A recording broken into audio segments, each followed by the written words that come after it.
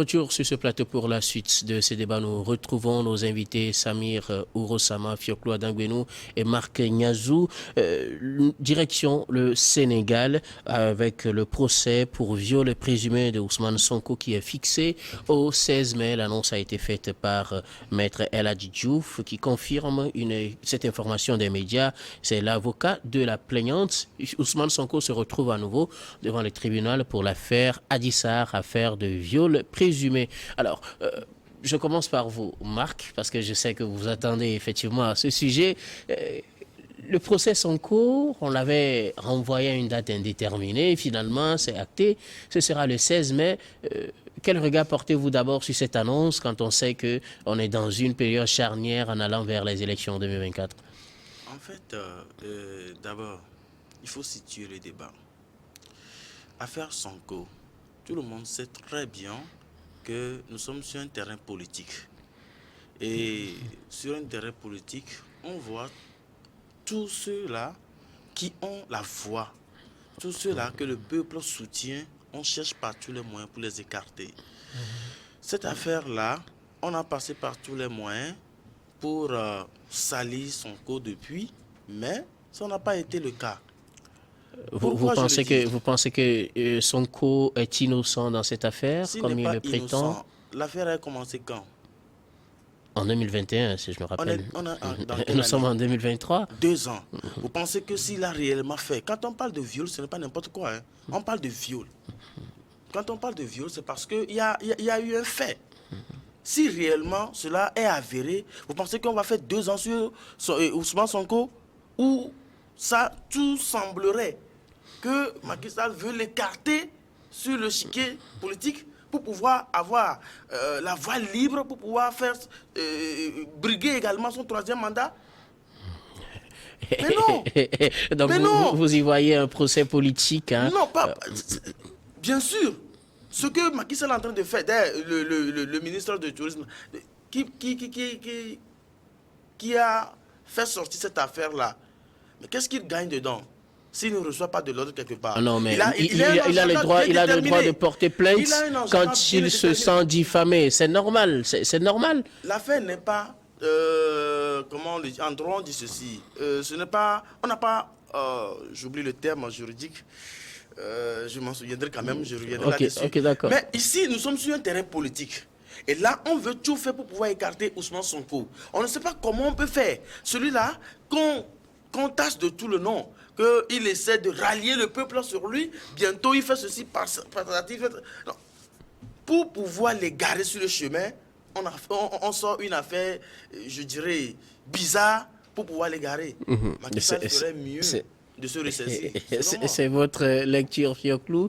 Qu'est-ce que vous en pensez? Ousmane Sonko, globalement, se retrouve devant la justice très prochainement, le 16 mai. À ma connaissance, quand il y a viol, il y a une certaine procédure qu'il faut suivre. Cette procédure consiste à faire le constat, aller à l'hôpital, constater, porter des plaintes et autres. Si cette affaire de viol dure pendant 2 ans, c'est que ce dossier n'est pas consistant. Parce que le viol est toujours condamné et c'est au pénal. Donc, si il y a effectivement viol, Ousmane Sonko ne serait pas libre pour aller même aux élections législatives pour devenir maire de Ziguinchor. Vous voyez, moi je pense que on a voulu... Mais c'est parce qu'on n'avait pas de verdict, on n'a pas encore de verdict jusque-là. Je vous dis que l'histoire de viol, ça ne peut pas faire 2 ans, d'après la procédure, à ma connaissance. Et donc, j'ai suivi un atelier il y a de cela 1 semaine et ce problème-là est dedans. Dans la formation, on nous a montré la procédure à suivre. Je ne veux pas les étaler ici, mais je sais que si c'était vrai, ça ne ferait pas 2 ans. On aurait pu trancher cette affaire depuis. Êtes-vous du même avis, Samir? Tout est fait pour écarter Sonko, apparemment, de la présidentielle prochaine? Non, je pense pas. Vous savez, quand on est président d'un pays africain comme le Sénégal, et quand on veut faire tout, on veut mettre tout en œuvre pour conserver le pouvoir, on peut le faire. On peut utiliser tous les moyens parce que lorsqu'on est président de la République, on a la même mise sur toutes les institutions, notamment sur l'institution qui organise les élections. C'est-à-dire on peut tout mettre en œuvre avec les artifices que vous connaissez déjà. Et ça se fait ailleurs également. Et confisquer le pouvoir et pouvoir briguer un troisième mandat. Les gens peuvent crier haut et fort, peuvent être en désaccord avec votre procédure, avec votre démarche. Vous irez jusqu'au bout et vous aurez le troisième mandat. L'affaire qui oppose Ousmane Sonko à la justice, c'est une affaire de droit commun. Pourquoi est-ce que vous voulez voir de la politique dedans? Parce que l'homme en lui est un politique. Mais lorsqu'on est un politique, on peut à un moment donné faire affaire à la justice lorsqu'on commet un crime, on commet un délit. Et dans l'affaire de viol, il faut ajouter pour menace de mort également sur la jeune femme. Dans cette affaire, M. Ousmane Sonko n'a jamais coopéré avec la justice. C'est pas si vous avez encore le film des événements. Lorsqu'il est convoqué ou il ne se présente pas, ou quand il veut, il se présente. Lorsqu'on veut le soumettre aux analyses médicales où il refuse de coopérer. Dans ces cas-là, comment vous voulez que la justice rende une décision dans un laps de temps? C'est impossible. C'est impossible parce qu'il faudrait que la personne qui est accusée par la justice... On en a vu les hommes politiques qui ont été accusés par la justice. Après, on a dit que c'est un complot politique. Après, ils ont coopéré avec la justice. À la fin, la justice les a donné raison. Vous avez vu au Brésil comment ça s'est passé? On a crié un complot politique après, mais vous avez vu, la vérité finit par triompher. Il a eu raison. Et c'est ce qu'on aura le 16 mai peut-être? On a vu également au niveau de la RDC, où on l'a accusé de détournement de fonds. On a crié qu'on veut le terminer politiquement, on veut l'éjecter de l'échiquier politique. Mais après, la vérité a toujours triomphé. Moi, je pense que cette date qui a été fixée par la justice est une occasion pour Ousmane Sonko de se prononcer au moins une première fois sur l'affaire. Il faut qu'on l'entende. Jusqu'alors, on ne l'a pas encore entendu. On n'a pas encore eu la version des faits. C'est la jeune fille qu'on a entendue. C'est la jeune fille qui s'est soumise aux analyses médicales. Et à un moment donné, même, la jeune fille était menacée de mort. La justice a dû prendre des mesures pour assurer la protection de la personne. Et si vous le permettez, dans l'affaire précédente qui l'oppose au ministre du Tourisme, mais le monsieur, il a été condamné pour 2 mois d'emprisonnement avec sursis. Mais pour ses avocats, il est éligible. Pour le moment, la justice ne se prononce pas sur son éligibilité ou inéligibilité. Jusqu'alors, on n'a pas la version officielle de la justice ou de la Cour constitutionnelle ou de tout organisme au niveau du Sénégal qui se prononce sur la recevabilité ou non de la candidate. Au moment venu, nous en saurons davantage. Et du moins, s'ils ont interjeté appel par rapport à cette décision qui a été rendue par la justice. Donc, je pense que Ousmane Sonko, certes, est un politique. Comme tout homme politique, comme toute personne de droit commun, doit pouvoir à un moment donné, lorsqu'il est accusé par la justice... Parce que, regardez, lorsqu'on vous accuse des faits, ce n'est pas que vous êtes condamné en même temps.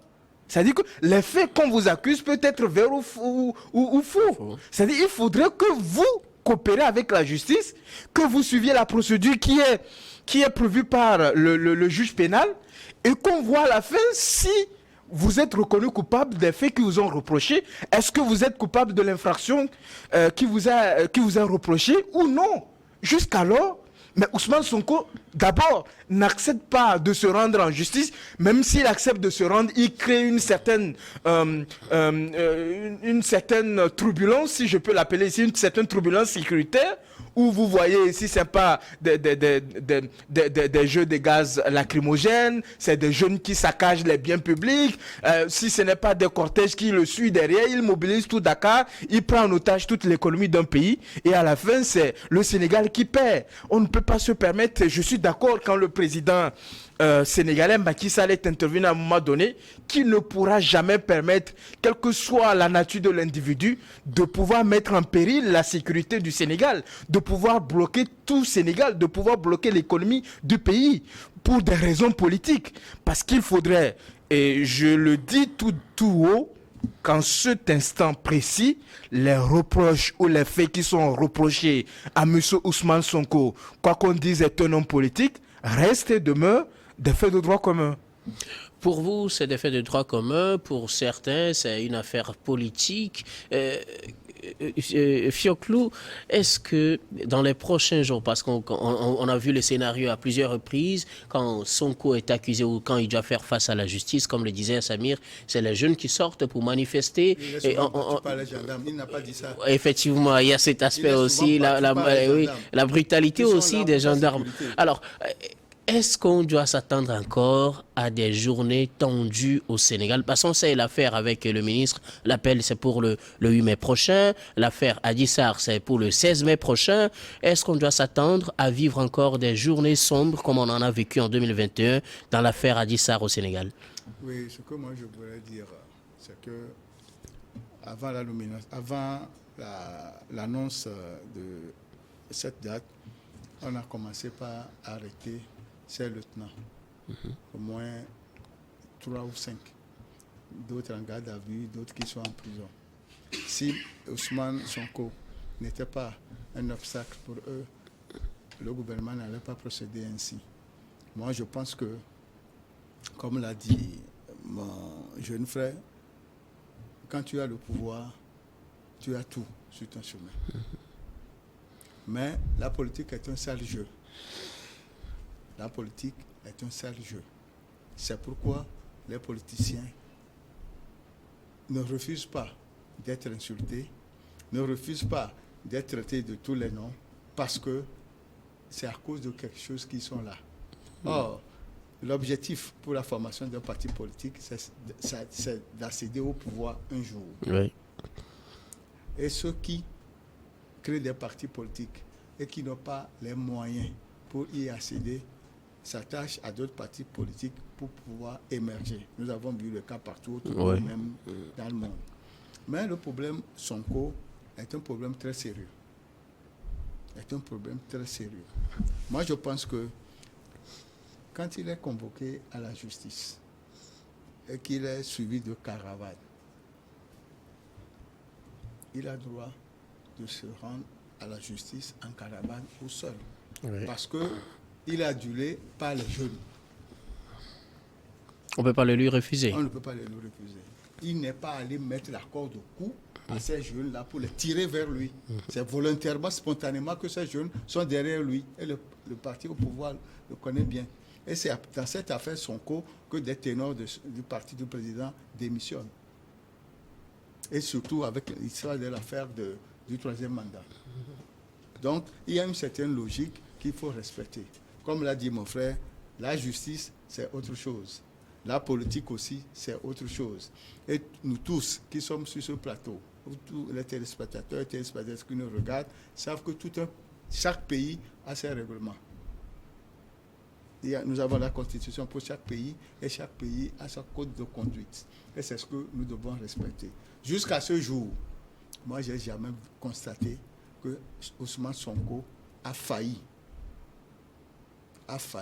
Il vient de dire tout à l'heure qu'on le convoque à la justice. Il ne s'y rend pas. Quand on te convoque, tu ne te rends pas, le juge peut délivrer un mandat d'amener. Ce qui veut dire qu'on peut t'amener de force. Est-ce qu'ils l'ont fait? Jamais. Est-ce que cela ne risque pas aussi d'envenimer la situation? Est-ce qu'ils l'ont fait? Non. Ils ne l'ont pas fait. Vous allez crier encore au scandale. Non. Ils pouvaient délivrer un mandat d'amener. S'ils ne l'ont pas fait, c'est encore autre chose. Quand le président dit qu'il ne peut pas accepter qu'on bloque l'économie d'un pays, etc. Et le Sénégal est le seul pays africain francophone où il n'y a jamais eu de coup d'État. Ce n'est pas Macky Sall aujourd'hui qui va tordre le cou à la démocratie sénégalaise. Macky Sall est là au pouvoir, il ne va pas faire de coup d'État quand même. Non, quand je dis coup d'État, je veux dire, s'il veut que le Sénégal soit en paix, comme cela se doit, l'affaire Sonko soit revue sur une manière politique que de justice. C'est ce que moi j'aurais à proposer. Et pourtant, Adji Sarr n'est pas une politicienne. Marc Niazou. Quand Samy parlait tout de suite, je le regarde et je l'ai suivi avec attention. Vous savez, j'ai l'habitude de dire que, en fait, pour emprunter les mots du feu et Adéma, le peuple n'est pas dupe.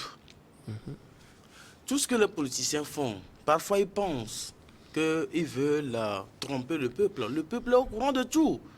Pourquoi Sonko a plus de popularité aujourd'hui? Sonko n'a jamais appelé le peuple à aller saccager les choses. Ce que Samy vient de dire, que le peuple fait ceci, le peuple fait cela. Sonko n'a jamais appelé le peuple à faire cela. Ils l'ont fait spontanément. Et d'ailleurs, figurez-vous que le peuple a suivi Sonko pour démontrer le patriotisme, pour dire que telle personne nous l'avons choisi. D'ailleurs, pour aller à la magistrature suprême, qui choisit? Guillaume, dis-moi, qui choisit? C'est le peuple. C'est le peuple. Même si Fioclou pense qu'il y a des c'est- institutions oui, qui bien peuvent sûr. manipuler. Je suis d'accord. Il faut, dans les coulisses, dans les rouages, il faut avoir l'onction. En politique, il faut avoir l'onction. Si tu n'as pas l'onction, tu ne peux pas. Mais tu ne peux pas te lever est-nihilo pour aller prendre le pouvoir. Mais non, il faut toujours l'onction. Mais je dis et je réitère et je renchéris que l'affaire Sonko concernant le viol, mais c'est une affaire politique. 2 ans, je le répète, 2 ans. Et dans ces 2 ans-là, on l'a laissé. Il est allé à la mairie. D'ailleurs, on ne l'a pas encore bloqué pour la présidentielle. Vous pensez que c'est gratuit? Mais non, c'est faux.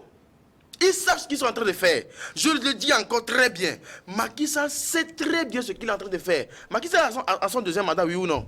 Oui, il est à son 2e mandat. Est-ce qu'il doit se présenter encore? Ça, je ne saurais le dire. Mais tout semble dire qu'il veut se présenter. Et il fait de son... Ça, c'est tout semble dire. Parce que pour le moment, Macky Sall n'a pas encore officiellement annoncé sa candidature. Oui. Est-ce que des fois aussi, on ne se met pas trop à faire des procès d'intention à Macky Sall? Non, vous savez, et d'ailleurs, Macky Sall aujourd'hui, là où il est, il n'a plus l'onction, hein.